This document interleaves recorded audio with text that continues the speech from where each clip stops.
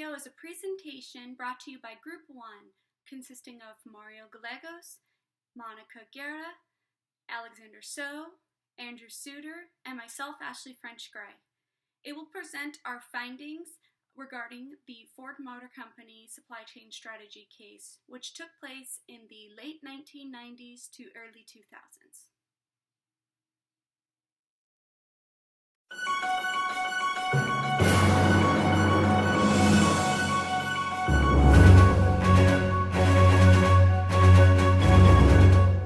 This is the outline of the presentation. We will begin by giving you the general issues facing Ford at this time, their main stakeholders, the theory and concepts to do with the case, the problem and symptoms that are happening in Ford's supply chain, the alternatives and valuation criteria, also our group's recommended solution and an implementation plan. We'll review the project and then we'll give you a current update as to Ford's status. The main stakeholders are investors, customers, dealers, communities, and internal stakeholders. Internal stakeholders consist of employees and suppliers.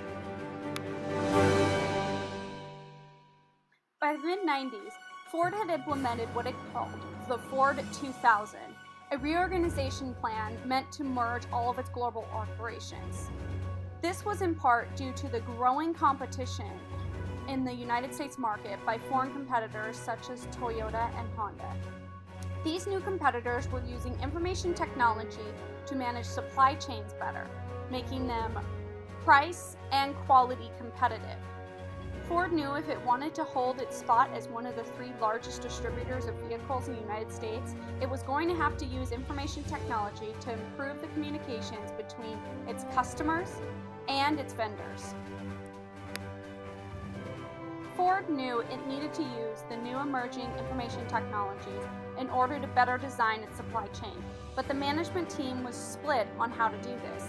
Many wanted to take a page from the Dell Corporation and completely redesign and integrate their supply chain, and others thought this would be too drastic and that they should find a subtler way and focus more on enhancing customer and supplier relationships versus information technology. Ford's supplier network had too many layers, and suppliers were being picked based on their initial cost and not always overall cost. This was partially because their purchasing was independent from product development. This caused them to have lower quality vehicles than their foreign competitors and made purchasing decisions not always the best for the overall profitability of the company. Also, their industry was rapidly becoming overcapacitated by foreign competitors. Our group analyzed that Ford was looking at a few basic options.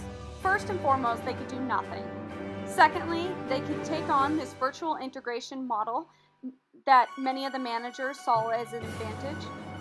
They could also be proactive in their incident management in order to improve quality.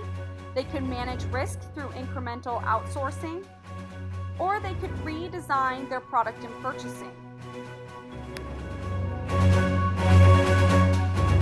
Our group decided that the virtual integration model would be the best solution for Ford in order to improve its supply chain efficiency and remain prominent within the United States marketplace.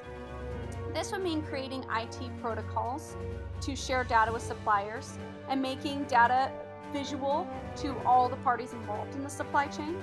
It would also mean extending Ford's e-commerce capacity and creating a space where customers could order and customize products to their personal preferences.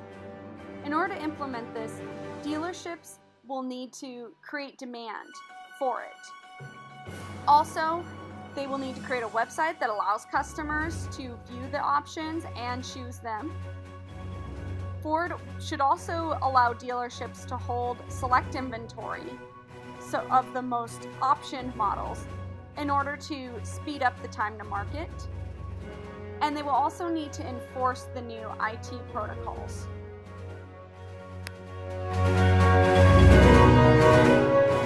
Let's review the case. The Ford Motor Company knew it was in danger of losing its prime position as one of the top 3 automobile manufacturers in the United States market to incoming foreign competitors such as Honda and Toyota.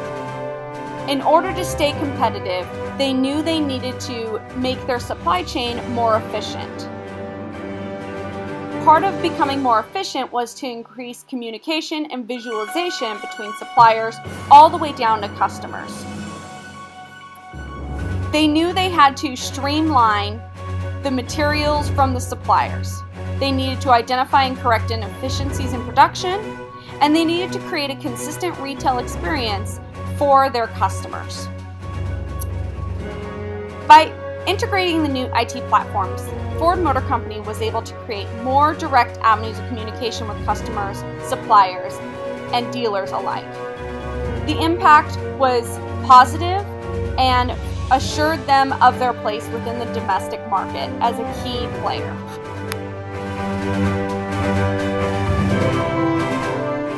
This slide contains a current status of the Ford Motor Company. In 2014, Ford Motor Company was able to increase its quarterly dividend by 25%, and for the first quarter in 2015, it was able to give out an extra 20%.